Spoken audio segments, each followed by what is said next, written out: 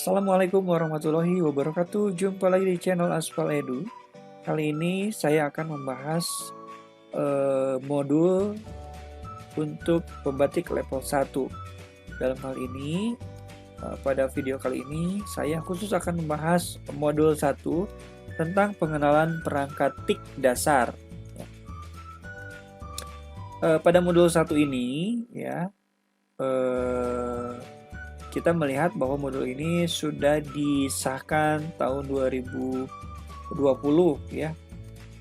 Dan mungkin ini adalah modul yang versi paling baru dan modul ini juga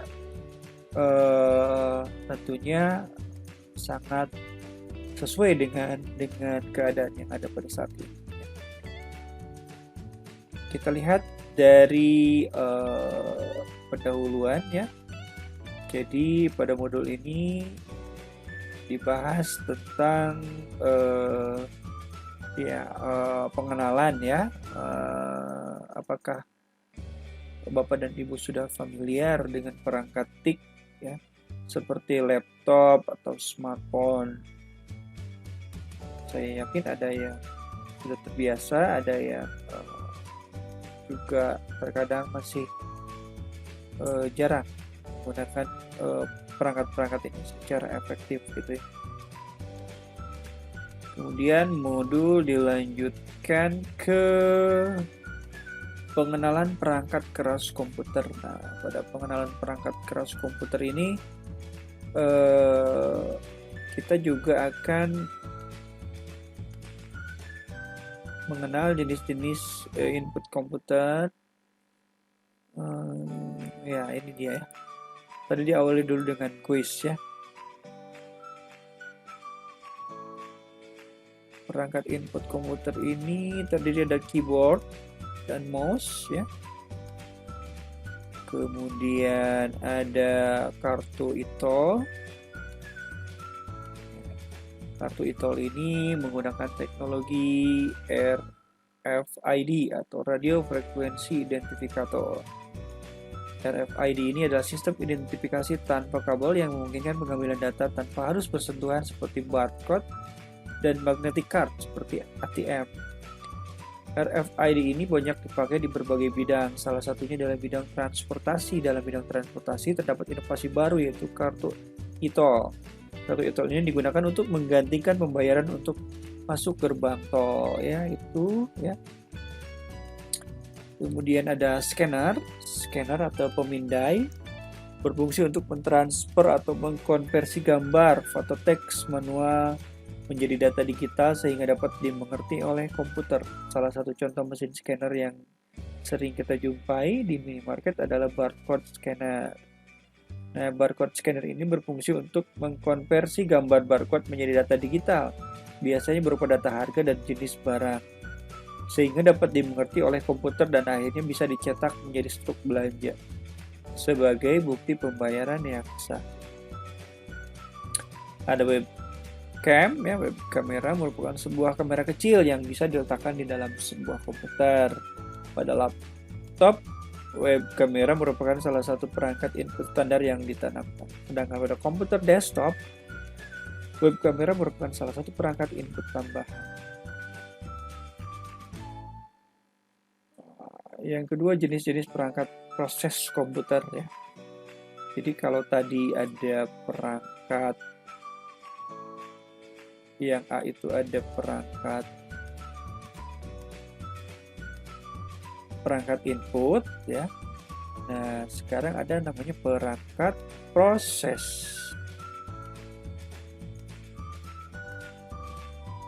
Perangkat proses komputer terdiri dari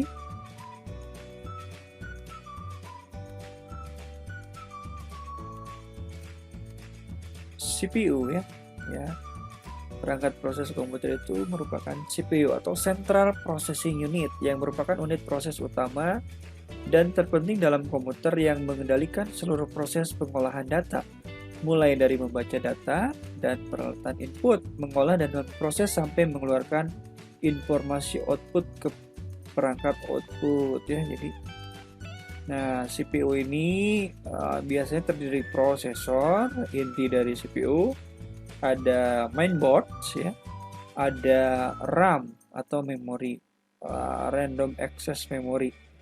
Nah, ketiga komponen ini adalah komponen utama dalam sebuah CPU ya.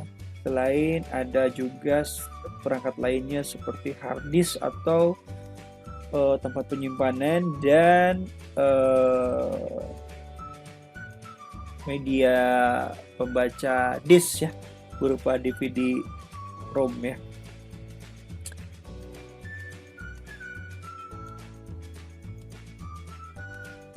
Nah, ini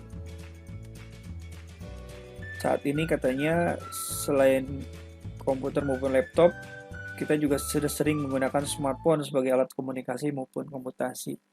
Layaknya komputer maupun laptop, di dalam smartphone sahabat rumah belajar juga terdapat perangkat CPU yang menjadi otak di smartphone kita. Salah satu jenis CPU yang paling banyak digunakan pada smartphone antara lain adalah Qualcomm Snapdragon. Ya, selain Snapdragon ada juga CPU smartphone lain ya. Lalu bisa juga dilihat informasinya di YouTube ya. Nah, untuk prosedur menghidupkan komputer terdiri dari yang pertama kita harus memastikan semua stop kontak komputer sudah terpasang, memasukkan kabel listrik, stabilizer atau UPS ke dalam arus listrik, memasang atau memasukkan kabel listrik dari monitor dan terminal listrik, menekan tombol power, dan yang terakhir adalah menunggu beberapa saat hingga komputer bisa melakukan proses booting. Kemudian ada proses mematikan komputer, ada Windows 8 dan Windows 10 yang sekarang sering digunakan ya. Caranya adalah untuk Windows 8 klik kanan tombol Windows pada taskbar di kiri bawah, pilih shutdown atau sign out, kemudian geser dan pilih shutdown.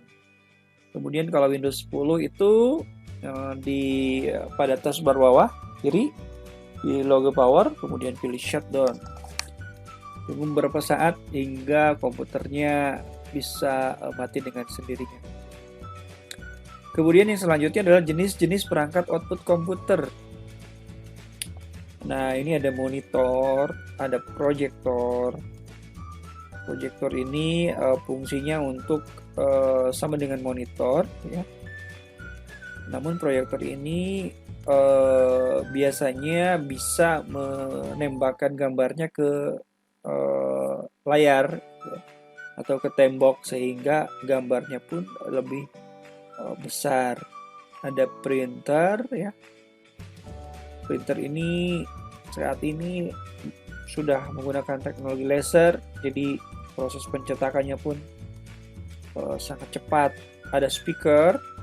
Speaker ini sangat berguna untuk mengajar karena bisa menjadi sumber suara yang sangat keras gitu di kelas ya. Tanpa speaker ini kadang-kadang walaupun kita menggunakan laptop di kelas, kita tidak bisa membuat siswa itu mendengarkan apa yang menjadi pemaparan kita gitu. Dan dengan speaker inilah hampir seluruh siswa di kelas bisa mendengar. Selanjutnya jenis-jenis media penyimpanan komputer ya. Jadi media penyimpanan komputer itu terdiri dari dua jenis, yaitu memori utama dan media penyimpanan sekunder.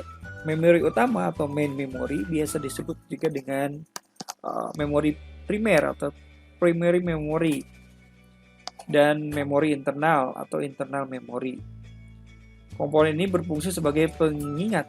Dalam hal ini yang disimpan dalam memori dapat berupa data atau program. Memori bisa dibedakan menjadi dua macam, yaitu RAM mungkin ya, bukan ROM, random access memory, dan RAM, read only memory ya. Ada ROM dan RAM kebalik mungkin ya. Ini ROM itu read only memory dan RAM itu random access memory ya. Oke, kemudian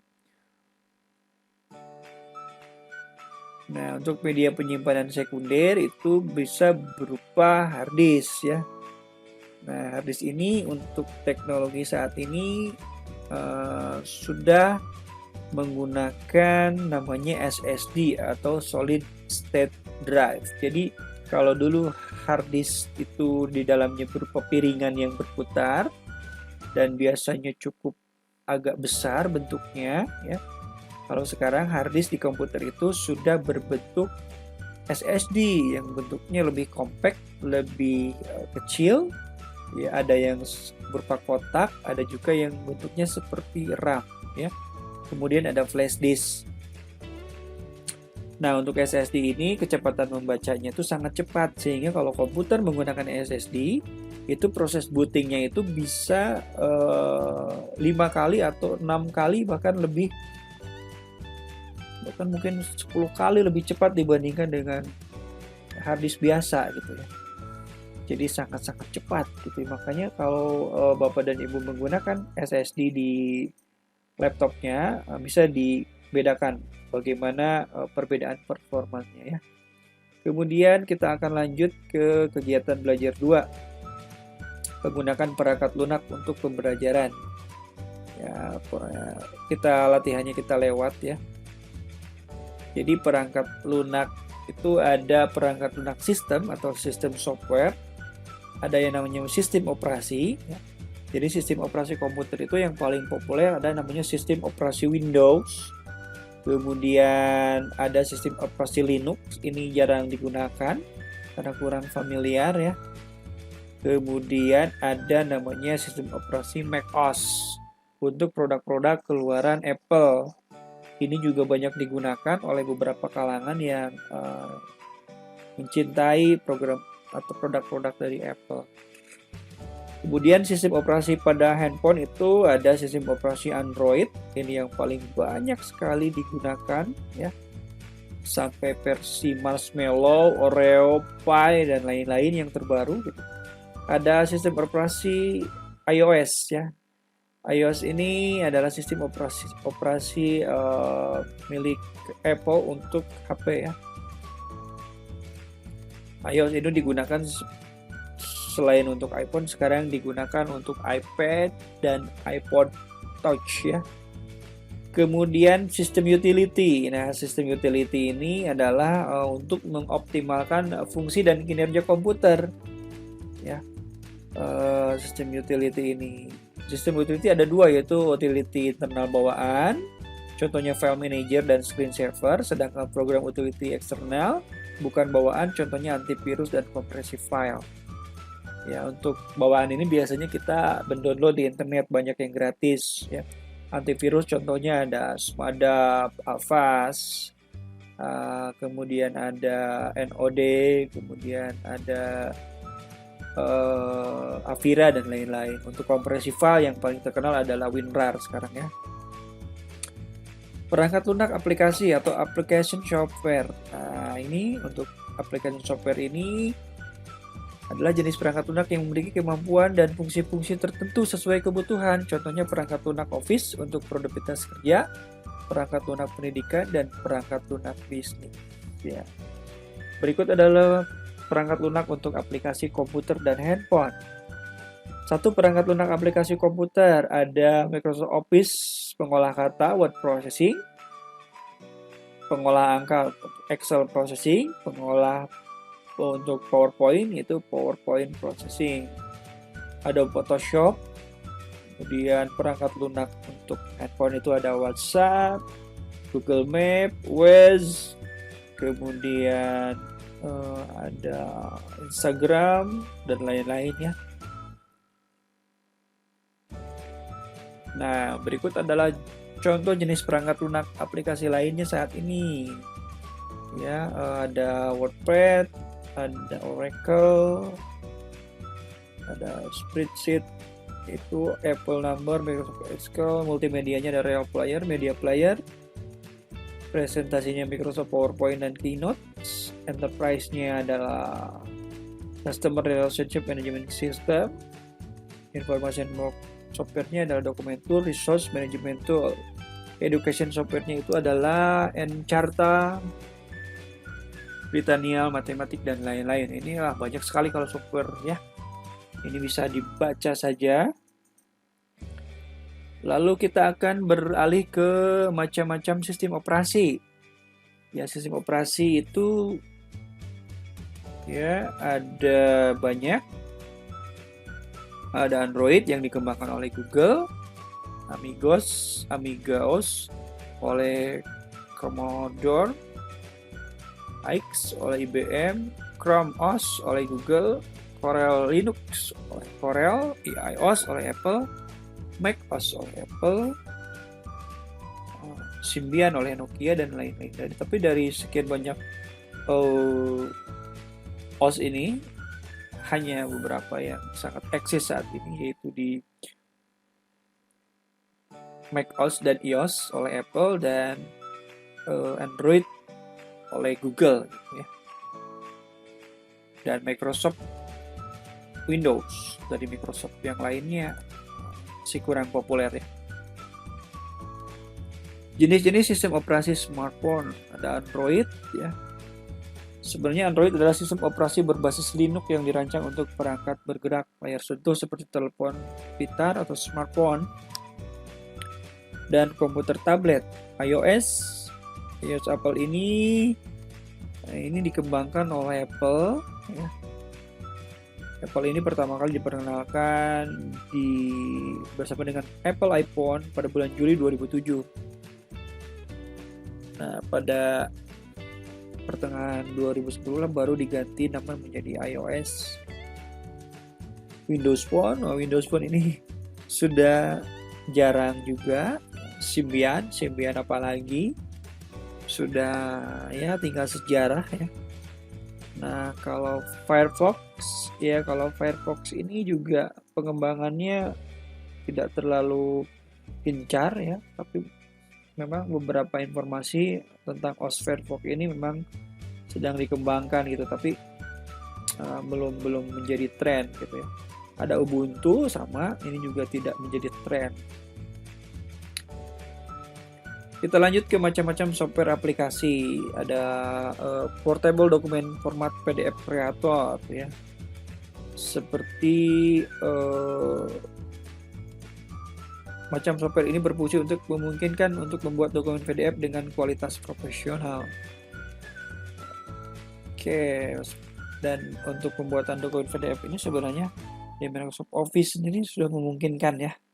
Microsoft Office terbaru 2019 itu sudah sangat bagus untuk membuat file PDF dan untuk mengedit file PDF sekalipun. Nah, ini Microsoft Office ya. Ini saya yakin semua sudah sangat paham dengan Office ini. Ada Microsoft Word, Excel, PowerPoint, itulah dewanya aplikasi Office di laptop kita gitu ya. Tanpa aplikasi itu laptop kita itu seperti tidak maksimal gitu. Kemudian ada Adobe Reader ya. Ada Windows Internet Explorer, ada Google Chrome, ada Corel Draw. Corel Draw ini adalah software vektor ya untuk membuat desain-desain seperti logo dan lain-lain ya. Antivirus ada VG, yang lain yang terkenal ada Smadap. Kemudian ada juga Avast ya, dan Avira.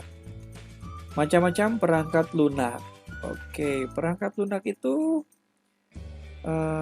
ada perangkat lunak berdasarkan sumber, yaitu open source. Open source itu adalah perangkat lunak di mana kode program terbuka dan disediakan oleh pengembangnya secara umum agar dapat dipelajari dan disebarluaskan. Contohnya Linux dan Android.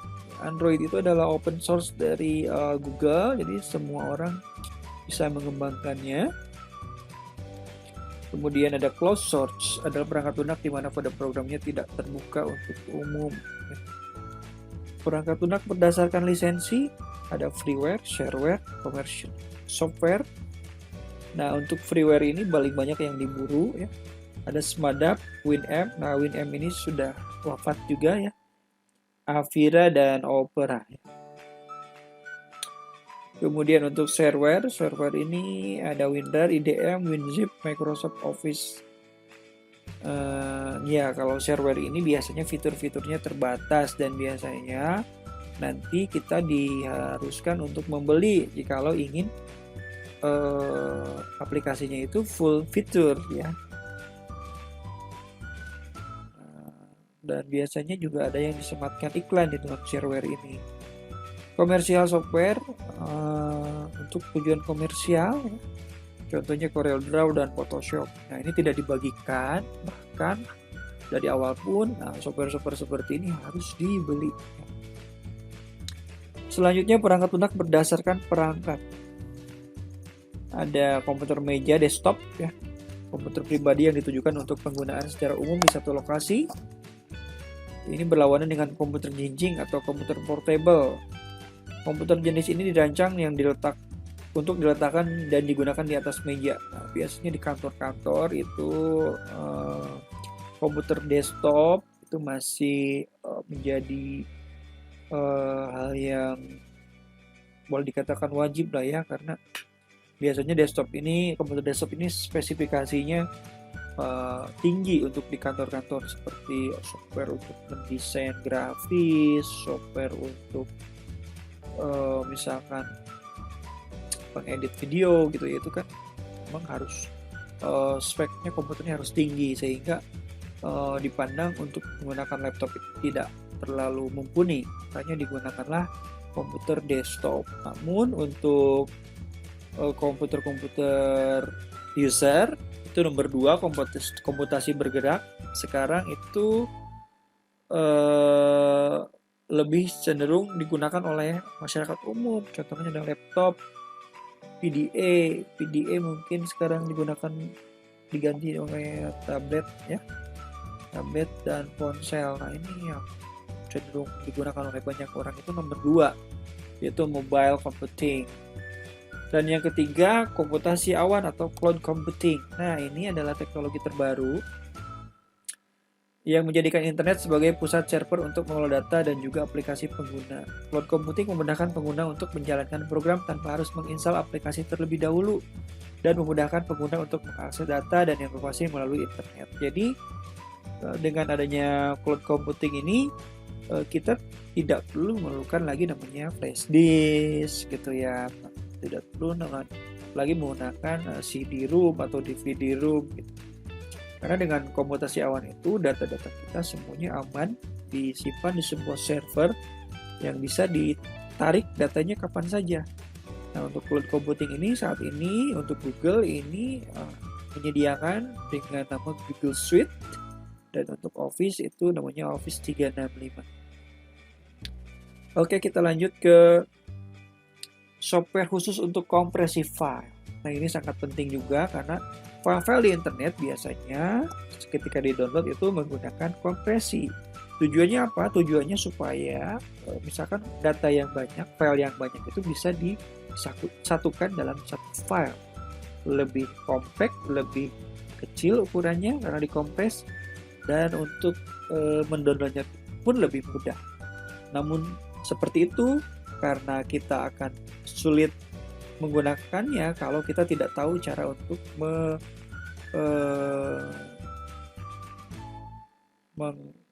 membuka file kompresi tersebut ya. Jadi file kompresi yang sudah kita download itu biasanya akan kita keluarkan atau kita pakai filenya dengan cara extracting ya. Nah, WinRAR ini yang paling terkenal, berbentuk shareware ya, dibuat ternyata oleh Eugene Rosalle ya. Eugen Rosalle,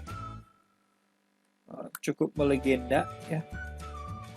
Shareware ini untuk WinRAR ini bisa memadatkan berkas hingga 40% dari ukuran semula ya. Misalnya ada file berukuran 100 MB lalu dikompresi menggunakan WinRAR, ukurannya dapat menjadi hanya 40 MB saja ya, sehingga menghemat space dan drive Anda. Perangkat ini didistribusikan sebagai server dan siapa saja dapat menggunakan secara bebas selama 40 hari masa percobaan. Nah, 40 Yang kedua adalah WinZip. WinZip ini sebenarnya ini lebih awal daripada WinRAR. Ini freeware ya, digunakan oleh Nikomak Computing pada awal 90-an. Jadi memang kalau ikut urutan sebenarnya WinZip terlebih dahulu, namun belakangan kesini WinRAR cenderung lebih populer gitu, daripada WinZip. Namun begitu, WinRAR bisa mendeteksi file WinZip gitu. Jadi kalau ada file zip oleh aplikasi WinRAR pun bisa diekstrak biasanya. Oke, kita lanjut ke dasar-dasar internet ya. Dasar-dasar internet ini internet itu adalah singkatan dari International Network yang artinya jaringan internasional. Secara sederhana, internet ini berarti kumpulan dari jutaan komputer di seluruh dunia yang bisa terkoneksi antara satu dengan lainnya. Media yang digunakan bisa melalui sambungan telepon, kabel, satelit, atau wireless. Fasilitas internet itu bisa untuk surfing atau berselancar, email, dan internet relay, chat atau chatting. 3 hal yang sering digunakan di internet. Istilah dalam internet itu ada namanya www. Kalau kita suka mengakses situs, di depannya ada www, itu kepanjangannya adalah World Wide Web. Adalah sebuah istilah yang diberikan untuk seluruh bagian internet yang dapat diakses pengguna melalui semua web browser. Ada situs web atau website, adalah kumpulan dari halaman web yang saling berhubungan dan dapat diakses melalui halaman depan atau homepage. Ada halaman web page yang sama, halaman utama homepage, itu sama lah. Ketiganya itu satu kesatuan dalam sebuah web ya. Ada perambah web browser. Nah, ini yang sering kita pakai saat ini, yang paling populer itu adalah Google Chrome, Mozilla ya. Mesin pencari search engine ya. Mesin pencari itu dikenal sebagai alat yang bisa mencari hal-hal yang ada di internet, karena sistem mesin pencari itu adalah mengindeks website-website yang ada di seluruh dunia ini. Dia indeks informasinya di server mereka, sehingga orang ketika mencari tentang sesuatu, maka si search engine itu akan menampilkan hasil pencarian yang ada di mesin mereka, di server mereka gitu. Dan mesin pencari yang paling terkenal yaitu tidak lain adalah Google. Selain itu ada Bing ya, ada Bing, ada Yandex, ada di Cina juga ada ya. Saya kurang tahu kalau di Cina ya. Manfaat internet: mempermudah pencarian referensi, menyediakan fasilitas multimedia sebagai penyedia informasi, dapat dijadikan untuk berdiskusi, dapat menunjang pelajaran ya, yang mengalami keterbatasan ruang dan waktu. Nah, ini saat ini nomor 4 ini nih, ada aplikasi-aplikasi yang digunakan. Salah satunya adalah rumah belajar. Rumah belajar bisa menjadi solusi karena adanya jaringan internet ya. Ya, kesimpulannya, perangkat lunak atau software adalah sebuah data elektronik yang disimpan dan diatur oleh komputer. Ya, kesimpulannya bisa dibaca, dan modul ini selesai. Ya, itu sedikit saya membantu membacakan hal-hal yang penting yang ada dalam modul ini, supaya Bapak dan Ibu itu bisa memahami modul ini dengan cukup mudah. Karena kalau kita baca itu kadang-kadang kita malas gitu, tapi kalau kita mendengarkan secara audio dan visual, itu kadang-kadang kita bisa lebih cepat untuk menyerapnya. Jadi modul ini sebenarnya bagi sebagian orang itu adalah hal sehari-hari yang sering ditemukan gitu. Hal-hal yang sering ditemukan sehari-hari kalau kita menggunakan perangkat-perangkat komputer. Namun seperti itu, untuk keperluan modul pembatik level 1, modul 1 ini, Bapak dan Ibu juga harus teliti juga mengidentifikasi masing-masing dari setiap bagian-bagian ini gitu. Karena nanti kalau dalam soal pilihan ganda mungkin saja ada yang dibuat untuk mengecoh Bapak dan Ibu gitu ya. Jadi tidak ada salahnya walaupun kita sudah familiar dengan hal-hal ini, namun kita juga lebih menguatkannya dengan teori-teori yang valid seperti dalam buku ini atau modul ini. Sehingga nanti ketika tes pun kita tanpa ragu akan memilih jawaban-jawaban yang betul gitu ya. Tanpa terjebak dengan jawaban yang dengan pilihan yang ada. Oke, itu saja yang bisa kami bagikan kali ini. Nanti ke depan kami akan membagikan modul yang selanjutnya, modul 2, modul 3, dan modul 4, bahkan mungkin modul level 2. Mudah-mudahan kita bisa membedah modul-modul ini secara bersama-sama agar Bapak dan Ibu tujuannya bisa lulus. Mudah-mudahan bisa lulus di pembatik level 1 ini. Oke, sampai ketemu di video selanjutnya.